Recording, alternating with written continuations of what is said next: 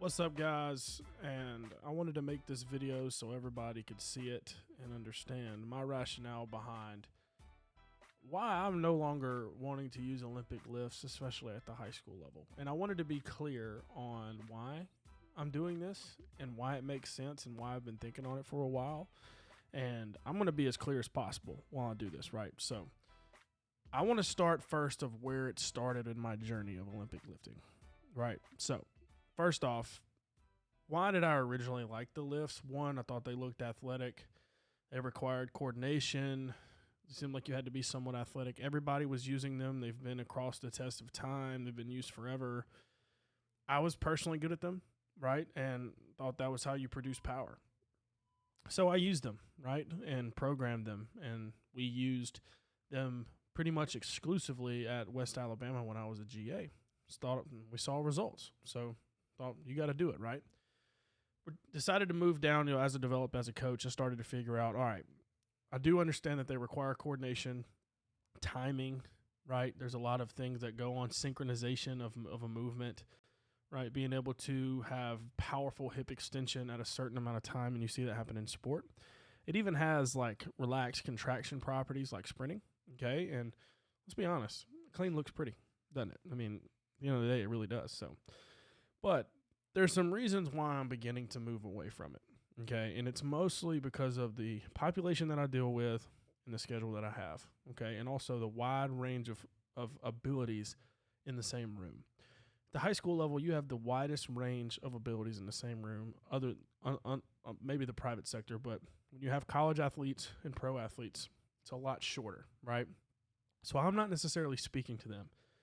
But that doesn't mean if I was at that level again, that would I not use them? Because this is what I'm looking at. Okay, so it started with this. One, here we used them for 3 years, and you can ask even my assistant and my interns that I've had. We look pretty good as cleaners, like we do. We look good. We look pretty. We do it the right way. Okay, we catch well. We pull correctly as well as you can, right? And I'm sure there's plenty of things you could nitpick. But we never really used a lot of load.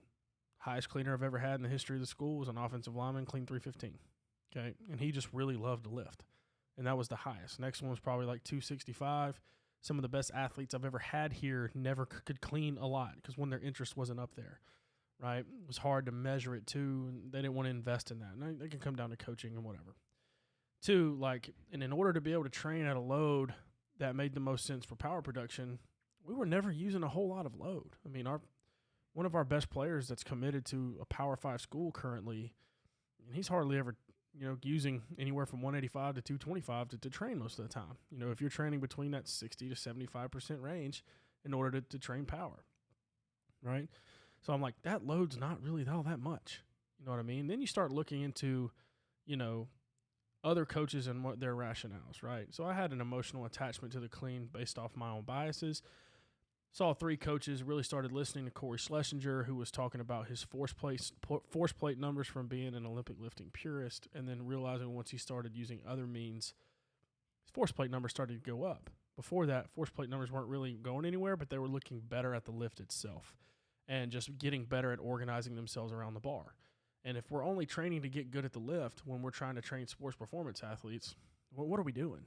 So the next one is Jake Tura. He has a great article on his website, jackedathlete.com. He's talking about how Olympic lifts aren't most optimal for power production. Uses a lot of research from Garhammer and kind of gives a really good picture. And also, a very respected coach, Nick DeMarco, speaks on it and says they're not really worth the amount of energy you put into them. Along with Kierwinham Flat and a couple of other coaches. But there's also some coaches that use them that I highly respect. One of them being Connor Hughes, Brandon Reyes, those guys at Army West Point that do an unbelievable job at using it, right? And I'm not saying that I'm disagreeing with them or they're bad coaches because it's not. I just don't see it for me, okay? Now, cleans are not a bad choice, okay? But I'm going to tell you why I believe there's better options now. One, it doesn't transfer to the field that much, in my opinion. Okay, because one, you're having a huge opportunity cost of how much time you're using for one lift. You better get a lot of bang out of it, right? Because you want to try to get some type of physical adaptation or neural adaptation now, right? And you're learning on a lot of skill movement with loads that are really light and you're not moving at massive speeds because you're really worried about coordinating within one specific skill. And that skill, the skill of a clean, I have not seen been concurrent or at least been running parallel to the best athletes that I have performed on the field. So I'm not really that interested in it.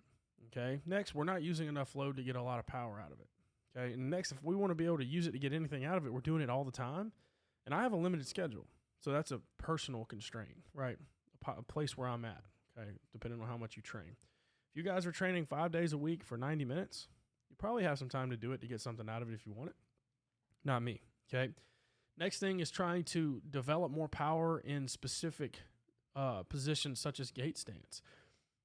We're not always standing with our feet next to each other. Like, we want to try to get something. So basically what that means is I want to spend more time doing plyometrics and sprint techniques and a lot of other things and ISOs and things in to get a lot more, motor recruitment and such in that area. But that doesn't mean that bilateral training isn't, productive or isn't a good idea. That's not what I'm saying at all, right? We also want to take that time and work on, ground contact training, agility training, changing direction. Like I said, this is for my specific population because I just think it takes up way too much of a chunk of our training and not giving us much back, okay?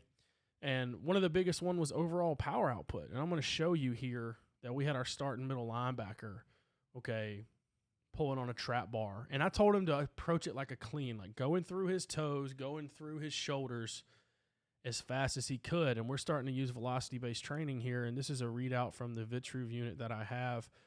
He can trap bar about 525, and he moved 350 pounds at 1.63 meters per second mean propulsive velocity at a peak velo of 2.27. But his best clean he's ever had is 245.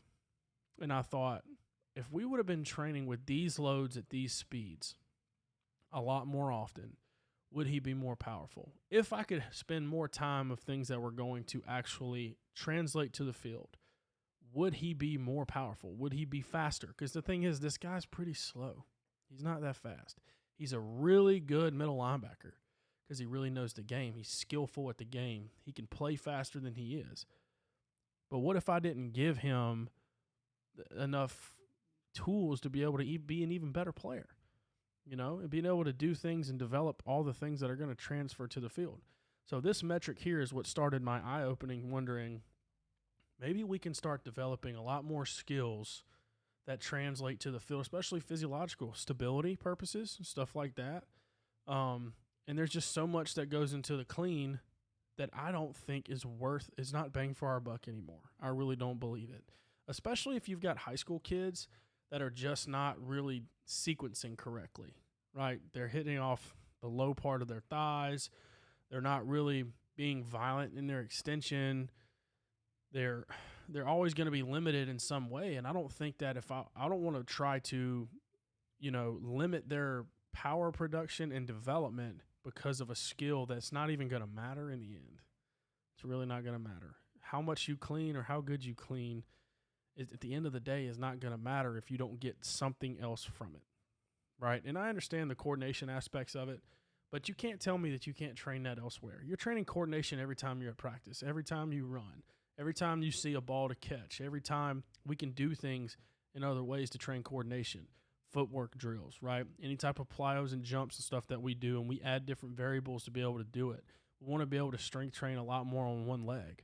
We want to be able to train our trap bar as an entire spectrum of max force, max velocity, and power in between.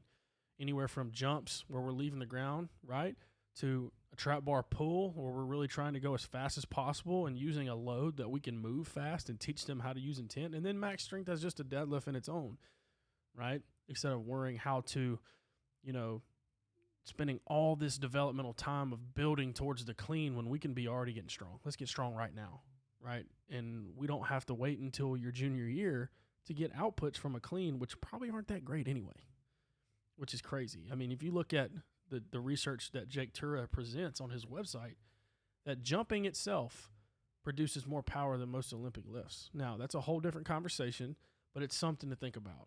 And I really want everybody to just critically think what happens best for their program. If you believe that cleans are best because they look good and that other people use them, that is absolute crap mentality. Come up with a different reasoning. Come up with a different justification that actually makes sense for athletic development. That's what I'm going to do. And you know what? You could probably look at me and think that I'm a sellout because this is the trend currently and whatever, what have you. Doesn't matter to me. Okay? I'm making this decision because it's what's best for my athletes currently right now. 2 years, I may be different, right? It may be something I come back to. This happens, right? This is just the cycle that I'm in. And it's also going to help me, I think, be able to get a little more precise with our training if we can continue to get the technology and the data collection capabilities that we want.